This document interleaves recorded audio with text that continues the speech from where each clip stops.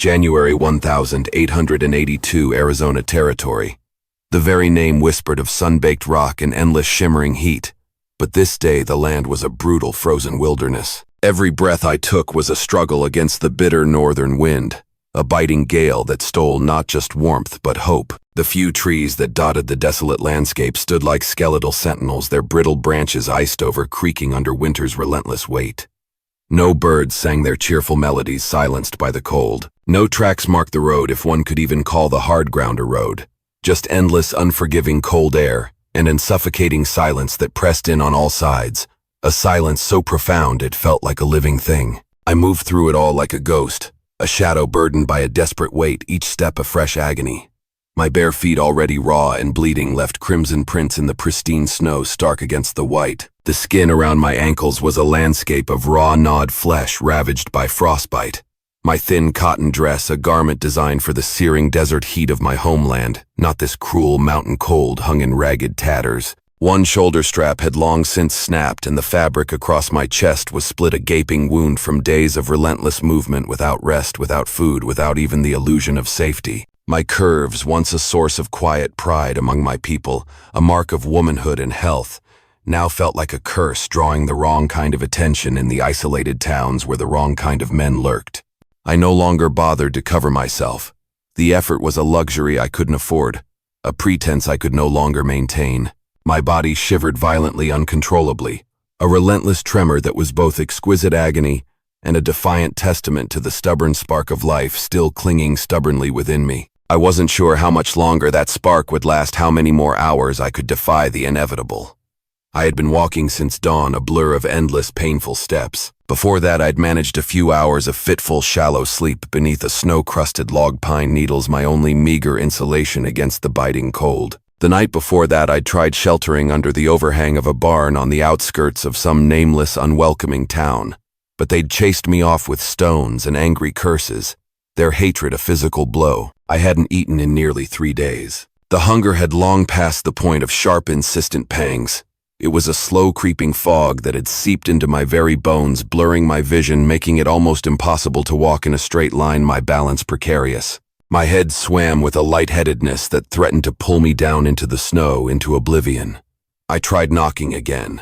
This was the 6th door that day, each one a fresh assault on my dwindling hope. This one belonged to a small wooden farmhouse perched just outside the main street of Salt Creek.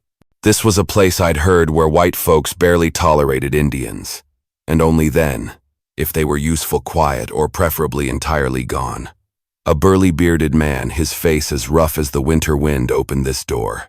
His eyes, cold and assessing, swept over my ravaged form, then lingered with a chilling indifference on the blood caked on my feet. I forced my voice to remain steady despite the desperate tremble that shook my very soul. "I just need food or shelter for a night," I pleaded, the words barely a whisper against the howling wind, raw and desperate. He didn't answer. He just closed the door. There was no slamming, no yelling, no hatred in his action, just nothing. That kind of silence, the silence of absolute indifference, was worse than any curse. It was a void that swallowed hope whole, leaving only a hollow ache in its wake. I stood there for a few more agonizing seconds, the cold seeping deeper into my core, then turned. I limped down the steps, each movement a fresh stab of pain that shot up my legs, and crossed the snow-covered yard. The vast emptiness, mirroring the emptiness in my heart. The wind, as if sensing my despair, bit harder now, tearing at my tattered dress. It was late afternoon, and the sun was already dipping behind the jagged, unforgiving mountains, painting the sky in hues of despairing gray and fading orange. Once darkness truly came, I knew with a chilling certainty that I wouldn't last long. The voices in my head, the cruelest companions, returned with renewed force. Not thoughts, but vivid, tormenting memories. My uncle's booming voice, echoing with contempt, calling me a shameful woman. My cousin, her face contorted with accusation, spitting words that told me I had cursed our family name, brought dishonor upon us all. The tribal elder, her eyes piercing me like sharp shards of ice, declaring with chilling finality, "You do not belong here anymore." I hadn't done anything, not really. Not anything that should warrant this slow, agonizing death, this brutal exile. I had simply spoken too long to a white man, a trapper passing through our lands. He had offered me a blanket, a simple gesture of warmth in the bitter cold, and in my innocence, in my desperate need for comfort, I had accepted it. That was enough. They said I was inviting trouble, disrespecting my ancestors, polluting our traditions. Maybe they were right in their rigid world, but what was I supposed to do now? Die for it? Die alone in this desolate, unforgiving land? I walked until my legs gave out the strength, utterly drained from my body, collapsing to my knees in a shallow ditch. The cold, wet snow immediately seeped through my tattered clothes, a fresh assault. But something primal, a stubborn refusal to surrender, a spark of defiance, forced me back up. Snow clung to my dress now and my sleeves where my boots should have been. Except I didn't have boots anymore, just rags wrapped around what used to be feet, now numb and swollen, barely recognizable as human. That's when I saw it. Smoke. Thin and gray, a fragile ribbon rising through the skeletal trees, a beacon of improbable hope in the vast emptiness. There was a cabin there, farther out than the other farmhouses, tucked into the very edge of the ancient forest where towering pines stood like stubborn sentinels too proud to fall in the relentless wind. It wasn't like the other farmhouses I'd encountered. No fence, no path shoveled clear of snow, no welcoming lights streaming from windows, just the quiet, almost secret promise of smoke from a chimney, and a small, barely visible cut through the snow where boots had passed. Perhaps only once, perhaps long ago. I didn't think. I didn't question. I just followed, drawn by an instinct stronger than fear, stronger than pain. I reached the porch, my hand gripping the frozen rough wood of a post for balance, my fingers stiff and numb. I leaned forward, my knuckles barely making a sound as I knocked twice, a faint, desperate tap. I knocked again, a little louder this time, then pressed my forehead to the rough doorframe, trying desperately to steady my ragged, desperate breath. The door opened slowly with a quiet creak that seemed impossibly loud in the vast silence. He was taller than I expected, taller than most men I knew. Lean, with a rough, weathered face, somewhere in his mid-40s, etched with the harsh realities of a life lived hard. His eyes were a startling, piercing blue, sunken from hardship and endless squinting against the elements, but watchful intensely, so missing nothing. A pronounced limp was evident in the way he held his weight, favoring his left leg, a silent testament to some old injury. His coat was heavy gray wool, dusted with fresh snow, clinging to the coarse fabric. His hand rested loosely on the doorframe, not defensive, not threatening, just steady, unmoving, a silent anchor. I looked up at him, my jaw trembling uncontrollably, the words barely escaping my cracked, dry lips. "Please," I managed to croak, my voice raw and thin. "Don't let me die out here." I swallowed hard, the shame of what I was about to say burning even through the profound cold that enveloped me. But I said it anyway.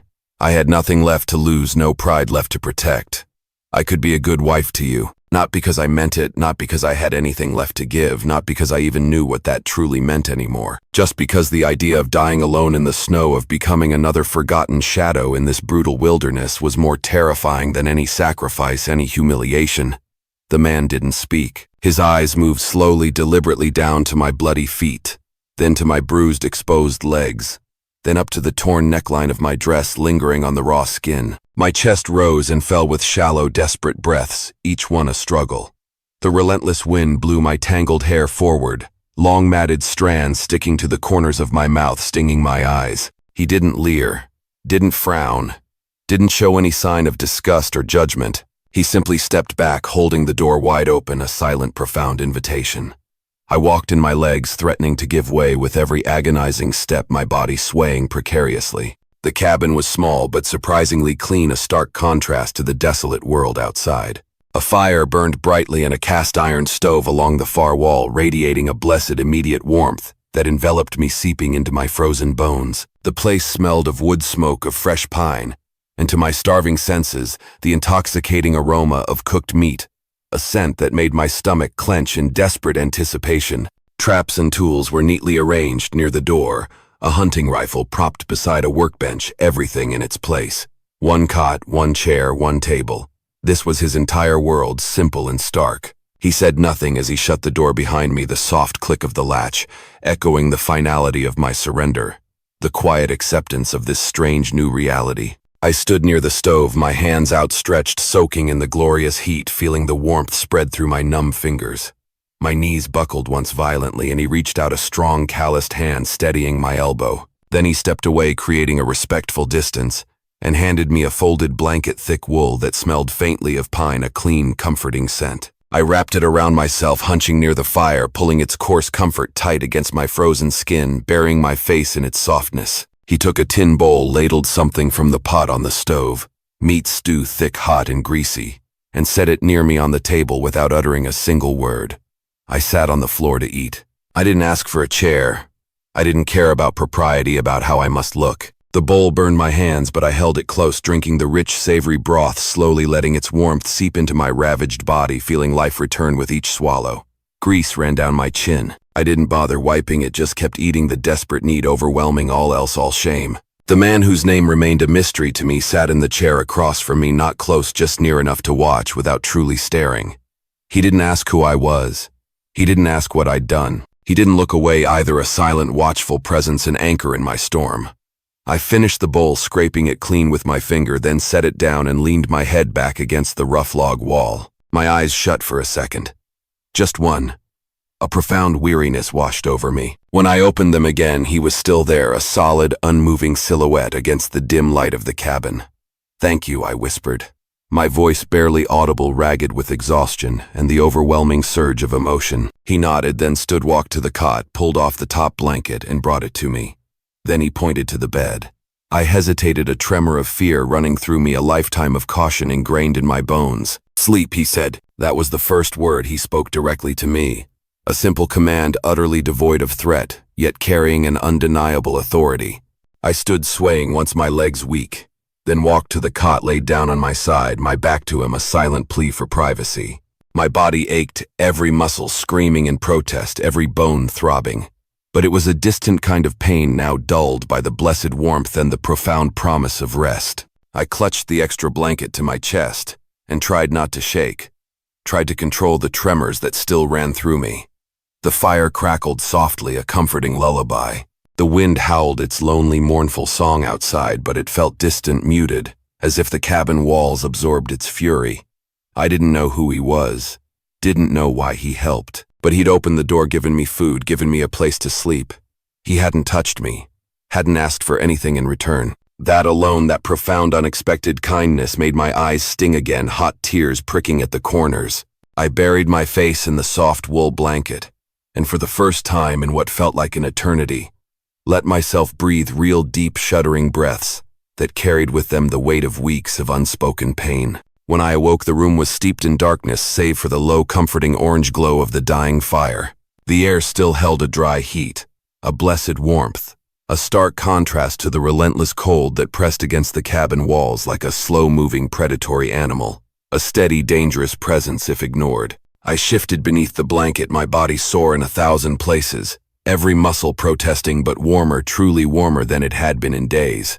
My back ached, a dull, persistent throb, and my feet pulled with a deep, lingering pain from the cold damage. My lips were cracked and split at the corners, and my stomach churned slightly from the heavy stew, unaccustomed to such richness. Still, despite all that, it was the best I had felt in weeks, perhaps months. I sat up slowly, my fingers pushing back the tangled mess of my hair from my face. It had dried stiff, with sweat clinging uncomfortably to my scalp. The wool blanket slipped down my chest, and instinctively I pulled it back up my eyes, darting around the dim room, a fleeting surge of vulnerability. Ethan Blackwood sat in the chair by the stove, half-shadowed, his head tilted back, chin resting against his chest. He was either deeply asleep or very close to it, his breathing shallow and even. His coat was still on his boots too, the hunting rifle resting within easy reach beside him, a silent guardian. He hadn't left. He hadn't come near me either. I studied his face quietly in the flickering firelight. The lines carved there seemed to be born of hardship, not just age. Deep furrows around his eyes, a grim set to his mouth. His jaw was strong, covered in a rough stubble of beard, silvered at the temples. His eyes, even in sleep, seemed sunken, a testament to years of squinting against harsh sun and smoke, to a life lived outdoors. He looked like someone who had never asked for much from life and now expected even less, a man who had learned self-reliance to its bitter core. The limp made sense. His right leg stretched out straighter than the other, stiff and unyielding, a permanent reminder of some old wound. His entire posture, even in repose, told me he didn't sleep deeply, perhaps never did, always on guard. My thoughts ran slow but clear, now untainted by the fog of hunger and exhaustion that had previously clouded my mind. He could have taken from me. I had offered myself a desperate plea born of fear, hunger, and shame, and he could have said yes. He could have demanded payment, but he hadn't. He hadn't even asked my name until I'd volunteered it. that bothered me in a way I didn't quite understand yet. It was an absence of expectation that was almost unsettling after what I'd endured, where every interaction had a price. I pulled my knees in under the blanket, drawing its warmth closer, and began to rub at the soles of my feet. The pain shot up my legs sharp and piercing, a reminder of the brutal journey. Split skin, the beginnings of frostbite setting in on my toes, a dull ache that promised worse to come. My hand trembled as I carefully unwrapped the bloody stiff cloth from one foot. I bit my lip hard, fighting back a gasp, desperate to stay quiet to not disturb the fragile piece. I didn't want to wake him, but he stirred anyway, a slight shift in his chair. His eyes opened partway, a startling blue in the dim light, and locked onto me immediately, alert, watchful. He didn't move, didn't speak, just watched. I held his gaze for a moment, a silent acknowledgement passing between us, then looked down again, continuing my grim task of cleaning my feet with the edge of the blanket. Blood smeared against the log wall where I leaned, a stark, ugly stain. I hissed softly under my breath, unable to completely stifle the pain. He stood up slowly and stiffly, his movements deliberate, and walked past me to the small shelf near the stove. From a wooden box he took out a tin of salve and a roll of linen, clean and white. He crouched beside me without a word, his movements unhurried, his presence solid. I tensed, my body rigid, my hands clenched tightly in my lap, ready to pull away, ready to fight the instinct for self-preservation, still strong. "I'm going to hurt you," he said, his voice low and gravel-rough from disuse. A stark, simple truth. I nodded once, not looking at him, my heart pounding in my chest, bracing myself. He set the supplies down beside me, within my reach. "You do it then," he added, then stood back up, his movements slow but steady. It took me a second, a precious, vulnerable second, to realize what he was doing. He was giving me the option, the control. He wasn't going to touch me unless I allowed it, unless I asked. My eyes, wide with surprise, shot up to his face, searching for a hidden meaning. His expression gave nothing away, a stoic mask. He just went back to his chair, sat down again, and poured something into a tin cup. It smelled strong, a pungent, earthy aroma that told me it was probably whiskey. He drank once, a slow swallow, then set the cup on the table beside him and reached for a carving knife and a small block of wood. I took the salve, my fingers still trembling, and slowly began applying it to my raw, torn feet, wincing with each touch, the sting sharp but bearable. But now my fingers worked with a new purpose, a sense of agency. I felt something calm, something precious starting to settle in my chest. Not trust, not yet, but something close to relief, a profound gratitude for this small, unexpected autonomy. When I finished carefully wrapping the clean linen around my feet, I looked back at him. "You live here alone?" I asked, my voice rasping from sleep, still unused to sound. He nodded once, his gaze fixed on his carving. "You got a name?" I pushed, the words coming out almost involuntarily, a sudden need to know. He paused, his knife still for a moment. "Ethan." I waited. "Just Ethan." He looked up then, his blue eyes meeting mine. "Blackwood." I nodded. "I'm Sarah." He didn't respond with words, but his eyes flicked to me for half a second, a fleeting acknowledgement, a silent acceptance of my name. That was enough. I laid back on the cot again and let the steady warmth of the stove lull me, feeling the deep exhaustion pull me back. My thoughts drifted, no longer frantic. I didn't ask why he was out here, or what he'd done before. I could guess. The limp, the rifle, the way he didn't blink. At pain, the solitude. All signs of someone who had seen too much and didn't want to talk about it, someone who carried his past like a heavy cloak. But there were still questions that lingered in the quiet of the cabin. Why hadn't he turned me away like the others? What did he see in me? A half-frozen woman in a torn dress, bruised and dirty, offering herself for a roof. And why in this desolate wilderness did I feel safer here with a stranger than I ever had with my own people? The fire popped, a sudden sharp sound. Ethan didn't flinch. He ran the carving knife along the block of wood again, shaping something small and curved. It wasn't a weapon or a trap part. It looked like a comb, delicately crafted. I watched him, my eyes beginning to sting again, a fresh wave of emotion washing over me. I rolled on my side, facing the wall, pulling the blanket tight under my chin, seeking comfort in its folds. I didn't cry, not with outward sobs, but my throat ached with the immense weight of everything I hadn't said aloud in weeks, months. The shame, the fear, the loneliness, the profound injustice. For the first time, the silence in the room didn't feel like punishment. It felt like something else, something precious. It felt like space to breathe, to simply exist. In the morning, I would offer to help. Whatever needed doing, firewood, animals, repairs. I wasn't going to be useless or seen as a burden. I'd learned that lesson already harshly. but tonight I would rest. Outside, the wind pressed relentlessly against the door. Snow blew sideways across the clearing, a relentless icy dance. And in a small cabin on the edge of the forest, a man who hadn't let anyone in for years sat carving something for the woman sleeping on his bed. They didn't speak, but something had begun, a quiet, fragile beginning. The next morning came without ceremony, just a slow, pale light pushing through the frost-covered window pane, and the faint rhythmic sound of branches knocking gently against the cabin wall, a soft, insistent tapping. I opened my eyes to a still quiet room. The fire had died down to embers overnight, leaving only a low, comforting orange glow. But it had left a trace of warmth, a lingering comfort that settled deep in my bones. I lay quiet for a moment, blinking against the dull ache that permeated my legs, a constant companion. My feet still pulled from the cold damage, a persistent throb, but I could still feel them, still move them. That I realized counted for something, a small victory in the face of so much loss. Ethan was gone from his chair. The blanket he'd used was folded neatly on the floor, a testament to his quiet order. His boots were missing, the rifle too. For a moment, a tight knot of fear twisted in my chest, a familiar clutch of anxiety. I hadn't expected to be alone when I woke. Part of me, the part that had endured so much rejection and abandonment, feared he'd changed his mind in the night, left me here, or worse, gone to turn me over to someone. But then when I stood and limped to the window, my gaze sweeping across the snow-covered clearing, I saw him just past the tree line, a solitary figure moving slow but steady through the deep snow. He carried a rabbit over his shoulder, caught in a snare trap. His limp was obvious, even from a distance, a pronounced favoring of his left leg.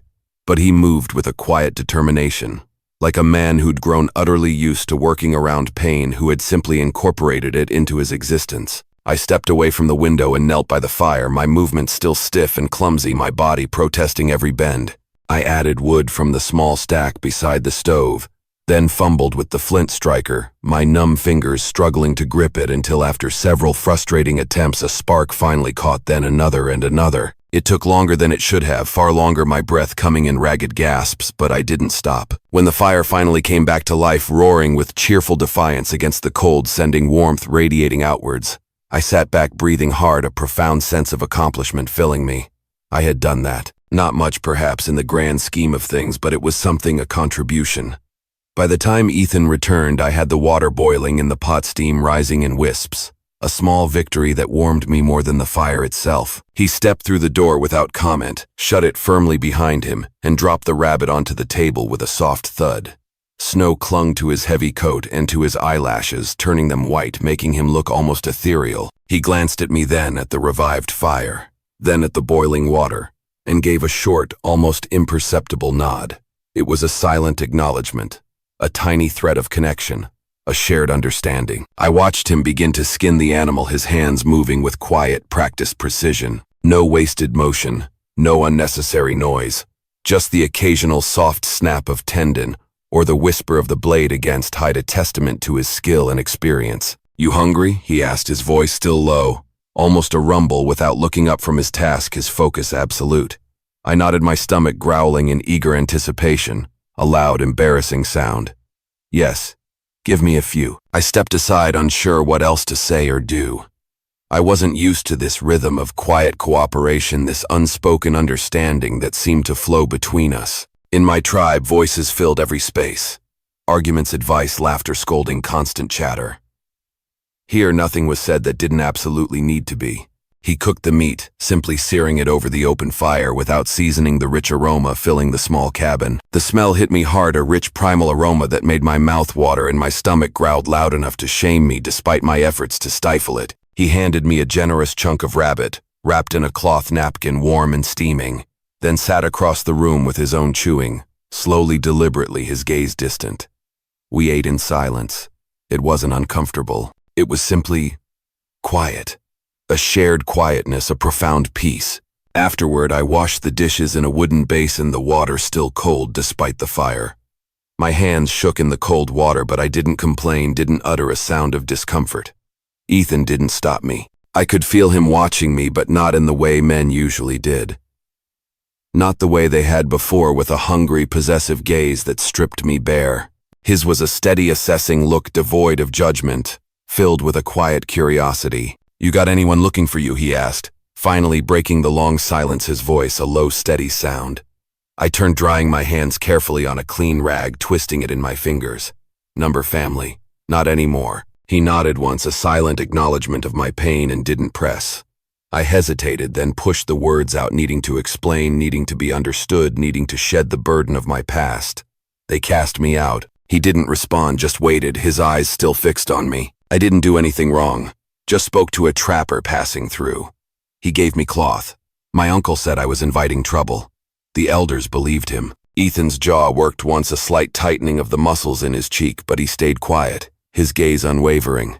I looked at him closely, searching his face, trying to read the unspoken thoughts behind his stoic expression. "Why'd you let me in?" I asked the question, carrying the weight of all my confusion and gratitude, all the unanswered prayers. He didn't answer right away. He set his cup down, then leaned back in his chair, his eyes on the rough ceiling, as if he were choosing his words with immense care, weighing each one. "Didn't see the point in letting you die," he said. His voice flat, devoid of emotion, yet utterly sincere, a profound truth. "Wasn't right. Most people wouldn't care. I'm not most people." That was it. Sheer, unadorned truth. Simple, unpolished, honest. He didn't claim grand gestures or noble intentions, no heroic pronouncements. Just a basic human refusal to let someone perish when he had the means to prevent it, a quiet act of decency. I could live with that. I could more than live with that. It was more than anyone else had offered. Later that day, Ethan took me outside. The snow still came to my knees, in places a cold, heavy burden that made each step a struggle, but I didn't complain, didn't utter a sound. He showed me how to stack the woodpile properly, interlocking the logs, so they wouldn't tumble, a lesson in order and efficiency. He taught me how to check the trap lines without setting them off, explaining the subtle signs, the faint tracks in the snow. A rabbit's delicate prints, the more purposeful prints of a fox.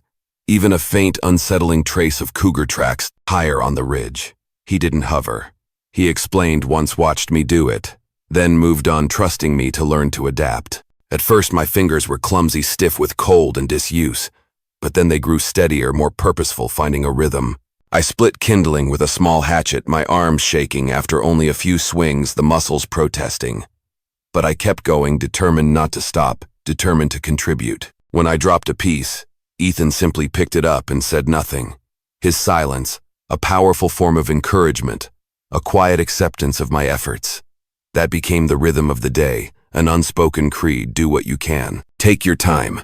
Say little. As the sun began to lower, painting the sky in hues of orange and purple, a breathtaking display of nature's artistry, I returned inside first. My cheeks were flushed raw from the wind, my breath still visible in the cold air, but my steps held more strength, more purpose than they had the day before. I didn't collapse onto the cot. I stayed standing, rolled my sleeves up, and began sweeping the floor with a broom I found by the door, determined to contribute to make this space truly mine. Ethan returned, carrying a small sack of jerky, and set it on the table. He glanced at the swept floor, his eyes lingering for a moment, said nothing. But I saw the corner of his mouth twitch, almost a smile, a fleeting hint of something other than his usual stoic reserve. That night I helped cook. I sliced the potatoes, my hands more accustomed now to the knife, more nimble. He boiled the rabbit meat, the rich aroma filling the small cabin. The small table creaked as we sat opposite each other, steam rising from our plates into the cool cabin air. It wasn't a home yet, not in the way I understood it, not with the laughter and chatter of my people, but it wasn't empty either. It was full of quiet understanding, of shared purpose. After we ate, he carved in silence again, his hands moving with quiet artistry, shaping the wood. I sat by the fire, mending one of his worn shirts with thread I'd found in a rusted tin. My fingers surprisingly nimble, finding comfort in the simple, repetitive motion. The collar was torn, a simple tear, but I fixed it with care, as if mending a part of him, a part of this new life. I folded it neatly when done and placed it on the table beside him. He looked at it once, a quick appraising glance, and then nodded, a silent acknowledgement of my effort. "You can stay," he said quietly, his voice a low rumble in the silence, a profound invitation.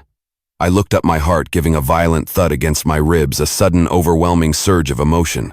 He didn't repeat himself. I nodded, slowly, unable to speak past the sudden tightness in my throat, the unexpected tears that pricked at my eyes. I didn't smile, not yet, but I managed to say thank you, the words barely a whisper yet, carrying the weight of my profound gratitude. He stood and banked the fire, preparing it for the long night, his movements deliberate. I crawled into the cot, pulled the blankets to my chin, the warmth of profound comfort, a soft cocoon. He took his place in the chair, same as before, a sentinel guarding my rest. But I spoke once more just before drifting off, the words, a gentle offering into the quiet dark, a confession. "You're not like the others." He didn't answer, but in the dark I heard him shift in the chair. A small sound, almost imperceptible, as if the words had moved something deep within him, had touched a hidden place. And outside, the wind didn't seem as loud anymore. It felt like a promise, a quiet, unspoken promise of safety and acceptance. The days that followed settled into a rhythm neither of us spoke about, but both respected, with an unspoken understanding that deepened with each passing hour. Each morning, Ethan rose first, stoked the fire until it roared to life, and left to check the traps, a familiar, comforting routine. I would wake to the familiar, comforting scent of wood smoke and melting snowdress quietly, and begin the day without waiting to be told what needed doing. Anticipating his needs, anticipating the needs of the cabin. I swept the floor, boiled water for coffee, cleaned the basin, each task a quiet affirmation of my place, of my belonging. Sometimes I watched him from the window, a solitary figure moving through the snow, his limp slowing him but never stopping him, a testament to his unbreakable will, his enduring strength. Other times I met him outside, wordless, joining him as he moved through the snow-covered woods. I learned the pattern of the land fast, almost instinctively. Where the traps were set, which trees bent heavy with snow weight, how to check for fresh animal signs, the subtle language of the wilderness. He showed me once and never repeated himself, trusting me to learn. I respected that. He in turn respected me for not needing more instruction, for my quick understanding. When I stumbled in the deep snow trying to climb a short incline, my feet still tender, my muscles aching, expecting some sharp word, maybe a sigh of impatience, Ethan simply offered his hand, steady and quiet. I took it, pulling myself up, then let go, just as quick, a fleeting touch, a shared moment of vulnerability and connection. He didn't comment. That, I realized, meant something profound. It was a silent acknowledgement of my struggle and his quiet support without judgment.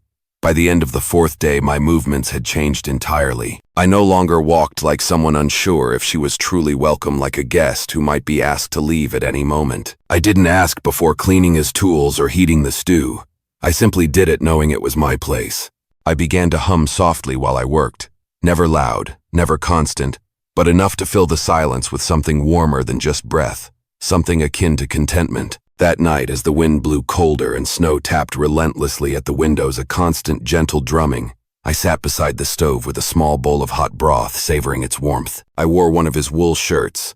The sleeves rolled, the hem loose around my thighs, a comfortable, almost second skin. My own dress was drying on the peg near the fire. The old garment, though mended and washed, felt like a relic of a past life, a badge of shame I no longer needed to wear. Still, I preferred his shirt for comfort, for the quiet embrace of its warmth, for the way it fit me now. Not out of desperation, but out of a quiet, undeniable sense of belonging. Ethan sat across from me, the unfinished comb resting on his knee. It was small, carved from pine, nearly complete, its edges smoothed to a soft, inviting finish. "Is it for me?" I asked, my eyes flicking to the comb, a sudden unexpected warmth spreading through me, a blush rising to my cheeks. He looked up, his startling blue eyes meeting mine. "Yes." I paused, a little breathless. Why, he didn't answer right away. He simply handed it to me, a silent offering.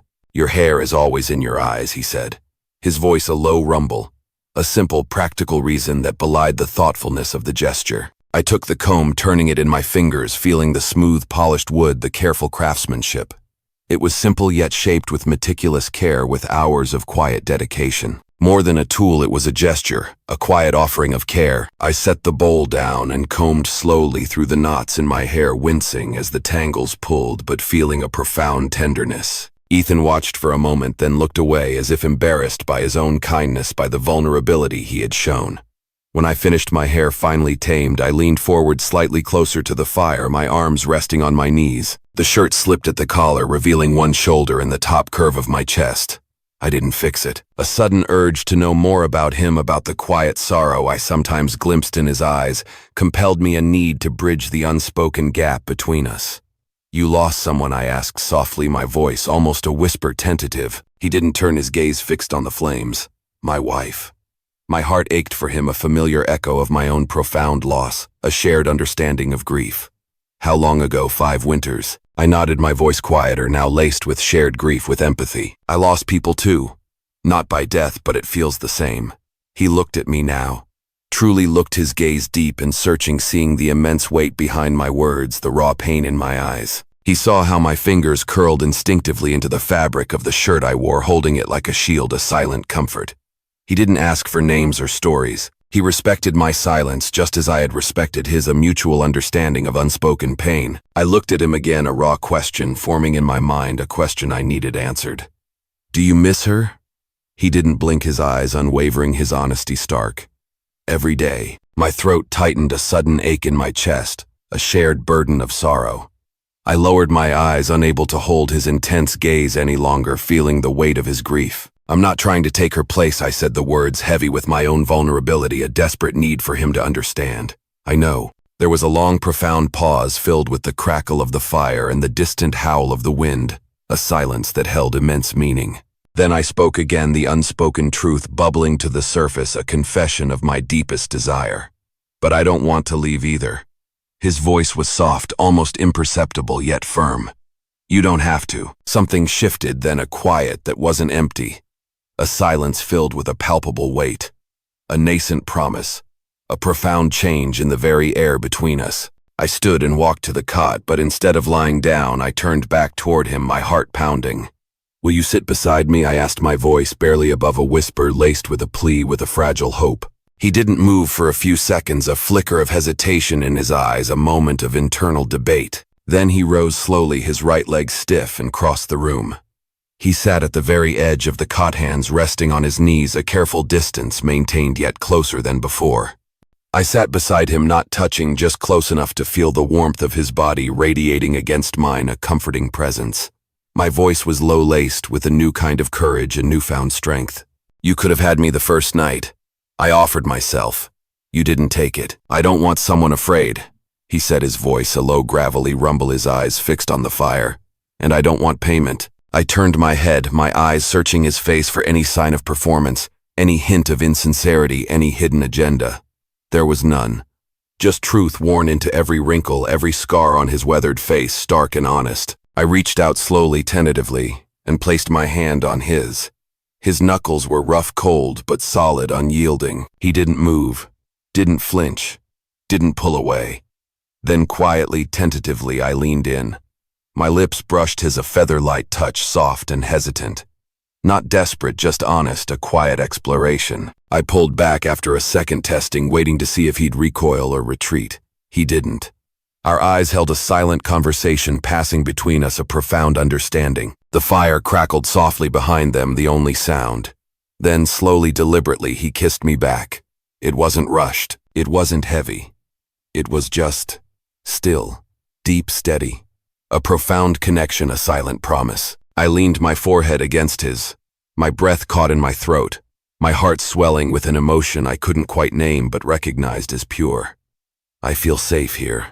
I whispered the words, a raw confession, a profound truth. You are, he responded, his voice thick with an emotion I couldn't quite name but recognized as tenderness. I lay down then, and he rose, stepping back to his chair. But I reached out, took his hand, and held it for a moment, tracing the calloused lines of his palm, feeling the strength and gentleness before letting go. That night the fire burned steady. Neither of us said another word, but we both slept profoundly deeply, without waking, a shared peace settling over us, a quiet, unspoken commitment. The sixth day broke with a rare, glorious lightness. The sky turned a pale, ethereal blue behind a thick, soft layer of clouds, and the wind, that relentless tormentor, calmed enough that I could walk outside without my entire body tensing in anticipation of its icy bite. I stood near the woodpile, sleeves pushed up past my elbows, splitting kindling with a new steady rhythm, my movements more confident, more practiced. My feet, still tender and ached from the brutal cold, were now wrapped warmly and tucked into an old pair of Ethan's wool-lined boots. They were far too big, clumsy on my small feet, but they were gloriously warm, a luxury I savored. I didn't complain, didn't even think to. Inside, Ethan was meticulously mending the broken hinge on the trap door leading to the root cellar. He worked in silence, his limp making each trip to the shed for tools slower, but never sloppy, never rushed. He kept his tools in impeccable order, always wiping the blades clean, always checking their edges with a practiced eye, a testament to his meticulous nature. There was something profoundly calming about the way he did things, his quiet efficiency, his deliberate movements. Nothing rushed, nothing wasted. I had begun to learn that about him, this deep-seated belief in purposeful action, in making each small task count. He moved like a man who knew that everything could be taken from you, so you made each small task, each deliberate action count, a lesson he had learned through harsh experience. That afternoon we worked side by side in the clearing, the quiet companionship, a balm to my soul, a profound comfort. I helped him stack traps, learning how to coil the wires, how to set the snares correctly, my fingers growing more adept with each attempt. He showed me how to identify different paw prints in the softening snow, the delicate tracks of a rabbit, the more purposeful prints of a fox, even a faint unsettling trace of cougar tracks higher on the ridge, a silent language of the wild. We didn't speak much, but what little was said had immense weight, each word carrying meaning. "Fox will eat through sinew if you don't double it, Ethan," said his voice low, pointing to one snare. I nodded, absorbing the lesson, determined to remember. "I'll redo it." He gave me a look then, a quick, almost imperceptible glance that was half approval, half curiosity. A silent acknowledgement of my quick learning, but said nothing more. By late afternoon, we returned to the cabin. I set the kettle to boil, preparing to soak our sore hands in warm water, a small luxury that felt immense, a simple pleasure. My legs ached, my arms too, but I welcomed it. This was the first time in weeks, perhaps months, that my body had worked for something that gave me peace, not just pain, not just endless struggle, but a sense of purpose and belonging. Just as the light began to dim, a new sound, sharp and intrusive, broke through the still air, shattering the peace. The unmistakable thud of hooves. I froze, my heart climbing into my throat, a cold dread seizing me, a familiar fear. Ethan had been hanging the rabbits we'd caught on a hook near the door. He stopped mid-motion, his head turning slightly, listening with an animal's instinct, his body tensing. The hoofbeats grew louder, closer. 2 horses, maybe 3, moving slow but steady, purposeful. He stepped to the door, pulling his rifle from its place by the wall with a practiced, fluid motion, his movements swift and sure. "Inside," he said quietly, his voice a low command, leaving no room for argument. I obeyed instantly, stepping back toward the stove, my body taut with anticipation, my senses heightened. A moment later the knock came, not a polite one, but hard, assertive, almost demanding, echoing through the small cabin. Ethan opened the door just enough to see out, his grip firm on the rifle, his face impassive. 3 men sat on horseback, one dismounted, stepping forward. "Evening," the man said. He wore a brown coat and a familiar red scarf, a splash of color against the drab winter landscape. "We're with the Salt Creek Watch Party. Sheriff's sending folks out to check for squatters. We got word someone saw smoke out here." Ethan didn't move, his face an impassive mask, his eyes fixed on the man. "Ain't squatting. This land's mine. Built the place myself 10 years back." The man squinted, looking Ethan over, his gaze assessing. "You Blackwood, I am." The man seemed to consider this, a flicker of something in his eyes, a hint of recognition. "Heard about you. Quiet type. Keeps to himself. That's the plan." The man stepped closer, his gaze sweeping the interior of the cabin, trying to peer past Ethan, his eyes searching. "Someone said they saw a woman here. Native." I stood behind the wall, my breath tight in my chest, a cold knot of fear coiling in my stomach, a familiar terror. Ethan didn't flinch, his body solid, unmoving, a protective shield. "I live alone."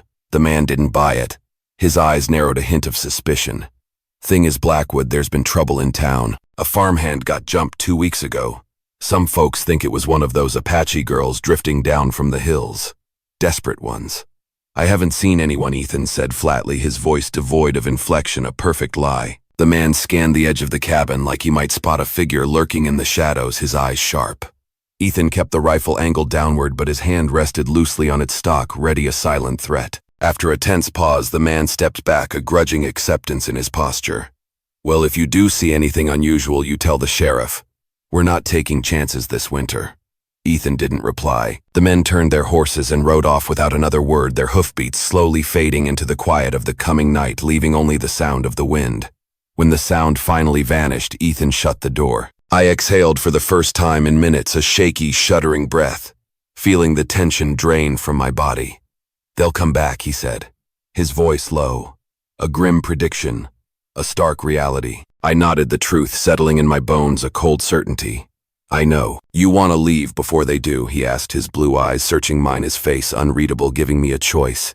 My heart pounded a frantic drum against my ribs. "Do you want me to?" I asked, my own voice. Steady now. A new resolve hardening within me, a defiance I hadn't known I possessed. He met my eyes, a profound connection passing between us. Wordless yet absolute, a silent promise. Number, I stepped forward, my voice unwavering, laced with a fierce determination, a newfound courage. Then I'll stay. That night we sat closer by the fire than ever before. The cot remained untouched.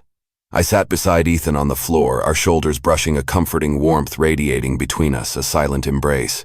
He poured me tea and handed it over without looking at me, a simple gesture of care, a quiet offering. I took it, holding the warm tin mug with both hands, feeling its heat seep into my fingers, a profound comfort. Thank you, I said, my voice soft, filled with gratitude. For what? He rumbled, his eyes on the dancing flames, his voice gruff. For lying.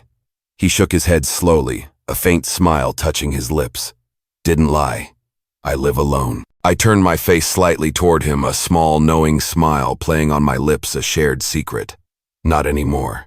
He looked over then, his eyes searching mine, a deeper understanding passing between us, a profound acknowledgement. There was no smile, no dramatic shift, just quiet, profound acknowledgement. You sure? He asked, his voice raw with a hint of vulnerability, a rare glimpse into his guarded heart. I nodded, my resolve unshakable, my choice absolute. I've been cast out before. I won't run just because they don't like what they see. I didn't say more. Didn't need to. I rested my head gently against his shoulder, feeling the solid warmth of his body. He didn't move, didn't shift away. Just let me rest, a silent acceptance, a profound comfort. Outside, the wind picked up again, a soft whisper against the window pane. Inside, we sat together in silence. Not lovers yet, but no longer strangers. Not hiding, not running, just choosing to stay, choosing each other. The morning after the men from Salt Creek came, the sky dropped a new blanket of snow over the clearing, thicker and softer than before, a pristine white shroud. It muffled the sound of everything, branches cracking, boots crunching, even the wind seemed hushed. It was a world wrapped in cotton, hushed and solemn, a temporary peace. Ethan stepped outside before sunrise to check the trap lines, a routine I now understood and found comfort in, a rhythm to our days. I watched him from the doorway as he disappeared into the trees, his rifle slung across his back, his limp more noticeable after the long walk the day before, a reminder of his enduring pain, his enduring strength. He moved with a quiet purpose, a man carved from the rugged land itself, perfectly adapted to its harsh demands. I boiled water and meticulously scrubbed the cabin floor with a wet rag, the way I'd seen my own mother do years ago, a distant memory that brought a pang of bittersweet longing, a connection to a lost past. The rhythmic motion calmed me, kept my thoughts from drifting to the men who might return, to the unknown threats that still lingered just beyond the tree line, a constant low hum of anxiety. I didn't regret my choice to stay, not for a moment, but I knew what it meant. Eyes would be on us, whispers would spread, perhaps worse. Still, the risk now shared didn't shake me. It felt manageable, faced together. I heard his boots before I saw him, heavy, deliberate steps crunching through the fresh snow, a familiar, comforting sound.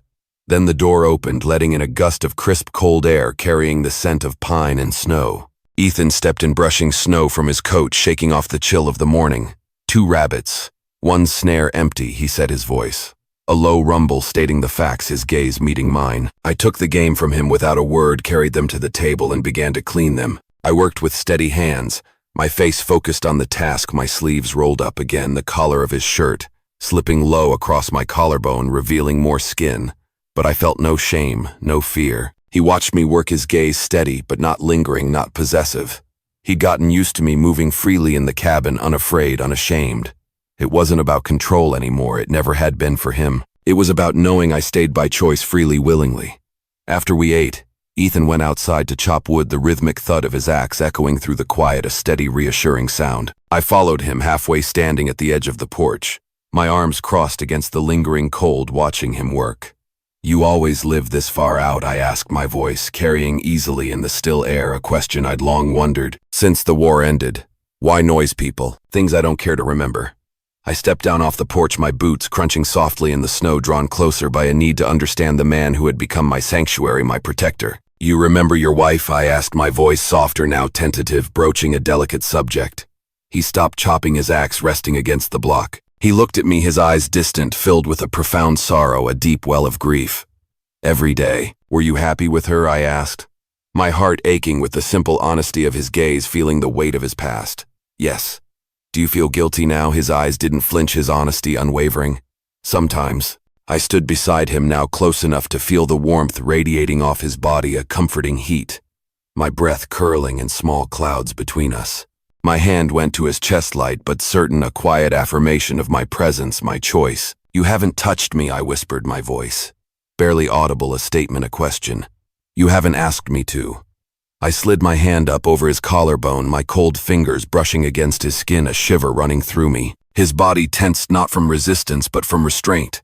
A profound internal struggle, a battle of will. He didn't move to stop me, but he also didn't pull me in. He waited, letting me lead. Come inside, I said quietly. A quiet invitation that held the weight of everything unspoken between us. A step into a new future. We walked back together, the crunch of our boots. The only sound, a shared rhythm. Inside, the fire had died down to embers again.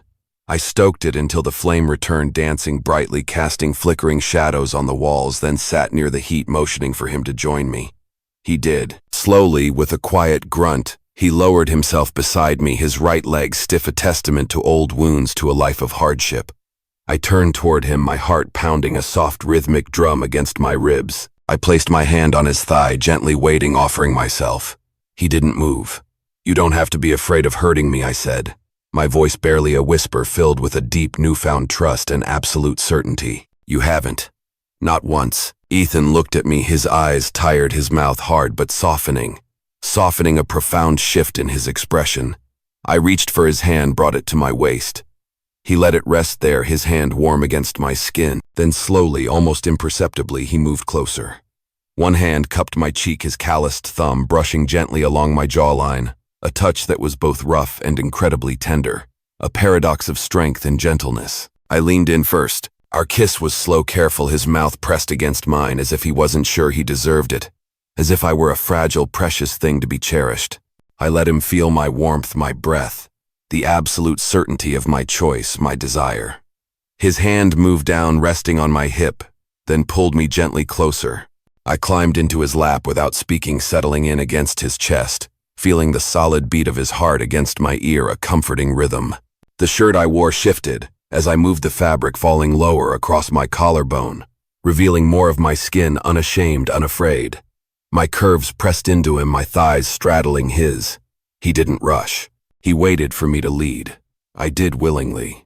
We undressed slowly, without ceremony, a quiet unfolding of trust and vulnerability. There were no words, just glances, the gentle touch of hands, shared breaths, soft sighs. The touch was honest, clumsy in places, tender in others, infused with years of longing and loneliness, a profound connection. He moved like a man who hadn't known another body in years, his touch hesitant, reverent, almost shy. I guided him with quiet patience, my hands on his skin. A silent conversation, a dance of intimacy. When it happened, it wasn't fast. It wasn't rough. It was real. Profoundly, deeply real. An act of profound connection. Afterward, I lay sprawled across his chest, both of us beneath a heavy wool blanket near the dying fire. Our bodies intertwined, limbs tangled, a single entity. My hand traced the old scar on his ribs, a silent testament to his past, to his resilience. He didn't speak. Neither did I, but we stayed close, connected, our breathing synchronized. That night I didn't return to the cot, and Ethan didn't sleep in his chair. We stayed in his bed, limbs tangled, bodies warm, a singular entity in the quiet cabin. No promises were made. None needed to be. The trust had already been built. Brick by brick, task by task, word by word. We were no longer two people surviving alone. We were surviving together, a shared future. Spring arrived late that year, a hesitant guest after the long, brutal winter, but it arrived nonetheless. The snow melted slowly, reluctantly, revealing patches of dead grass and black mud beneath the towering pines, a landscape reborn. The rivers swelled with runoff, churning with the promise of new life, a vibrant energy, and the air, though still damp and cold in the mornings, warmed beautifully by midday, a gentle caress. The birds returned in full, their cheerful chirps filling the trees, a symphony of life. Squirrels chattered, woodpeckers knocked against ancient trunks, and the haunting calls of elk echoed down the hills. Life was slowly, stubbornly creeping back into the land, a persistent, undeniable force. Inside the cabin, the change was quieter, more subtle, but just as certain, just as profound. Ethan and I moved around each other like we'd done it for years, an unspoken choreography of shared space and purpose, a dance of two souls. I no longer asked what needed doing. I simply did it, anticipating needs before they were voiced, a seamless partnership. He no longer questioned my presence, my space. He simply shared it freely and completely without reservation. I wore his shirt most days, its soft wool, a comfort that had nothing to do with necessity and everything to do with belonging, a quiet embrace. My own dress, fully mended and clean, still hung near the window, a relic of a past life, a reminder of how far I had come. But the way his shirt fit me now spoke not of desperation, but of comfort, of the quiet, undeniable fact that I belong, truly belong. I glanced back into the cabin where Ethan sat at the table, his hands deftly sanding the edge of a handmade cradle. His tools were laid out with care, just as always, a testament to his meticulous nature, his dedication. His limp was still there, a constant companion, but it seemed to slow him less now. He'd gained strength, a renewed vitality from the consistent food, the deep, untroubled sleep, and most profoundly from the steady presence of another human being who didn't demand or judge, who simply was, who accepted him. I gave him purpose, a reason to build, to protect, to live. In return, he gave me shelter, safety. And more than that, he gave me a home, a true home. "You almost done?" I asked, my voice soft, a hint of excitement in it, a tremor of anticipation. Ethan looked up, his blue eyes meeting mine, a rare, gentle smile touching the corners of his mouth, a warmth radiating from him. "Another hour," I smiled back, a genuine, joyful smile that reached my eyes, a profound happiness. "It doesn't need to be perfect." He kept sanding his movements, deliberate, his focus unwavering. "It does to me." I stepped outside, down the short, muddy path toward the woodshed. I carried a basket of clean laundry, mostly his shirts and trousers, their simple fabric smelling faintly of soap and pine smoke, a comforting scent. I hung them carefully on the line we'd built together, a simple rope stretched between two birches, the wind tugging gently at the fabric, lifting it like spirits, like prayers. In the distance, the mountains were still snow-capped, majestic and unyielding, but the ground around the cabin had softened, yielding to spring. Ethan had already started clearing a patch for spring, planting his movements strong and purposeful, preparing for the future. We planned to grow beans, squash, and some root vegetables. Nothing fancy, just enough to sustain us, to build a life. When I came back inside, I found him placing the last piece of the cradle into its frame, his face etched with quiet satisfaction, a profound sense of accomplishment. He looked up at me, brushing sawdust from his hands, his eyes shining. "You want to see it?" he asked, a hint of pride in his voice, a rare vulnerability. I nodded, my heart swelling, tears pricking at my eyes. He turned it toward me. It was plain pine, sanded smooth, completely devoid of paint or ornament, but it was sturdy, clean, and shaped with immense care, with love, with hope. I ran my hand over the edge, feeling the smooth wood, then looked up at him, my eyes shining, unable to hold back the emotion. "You built this for me." He shook his head slowly, his gaze softening, filled with tenderness. "Built it for us." I stepped close, a profound realization dawning on me, a warmth spreading through my belly, a quiet miracle. "I'm late," I whispered, my voice barely audible, a confession. 3 weeks. His eyes widened slightly, then softened with understanding, with a quiet joy. He nodded slowly. "I figured. I wasn't sure how you'd feel." Ethan stepped forward and placed his hands gently on my waist, his touch tender, reverent, a profound connection. "I feel like I want you here. I feel like I want the child here too." I looked down, blinked hard, once tears streaming down my face, then wrapped my arms around his neck and held him tight, burying my face against his shoulder, feeling his solid strength. We stood that way for a long, quiet time, holding each other, holding our future, holding our hope. Later that day, we sat outside together near the porch, eating quietly, savoring the simple meal, the peace. The sun had dipped low behind the ridge, casting a golden light across the clearing, illuminating the world in a soft, ethereal glow. Birds flicked through the trees, their evening songs, a gentle chorus, a lullaby. A pair of deer moved cautiously at the edge of the woods, their eyes wide and watchful but unafraid. I rested my head on Ethan's shoulder, a sense of profound peace settling over me, a deep contentment. He placed his arm around me, his fingers tracing the edge of my sleeve, a comforting rhythm, a silent caress. "No one's come back," I said.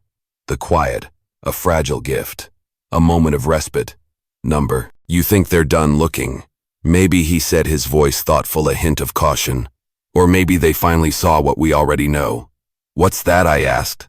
Looking up at him, my heart full, my eyes searching his. You don't belong to them. He met my eyes, his gaze deep and steady, filled with a quiet power.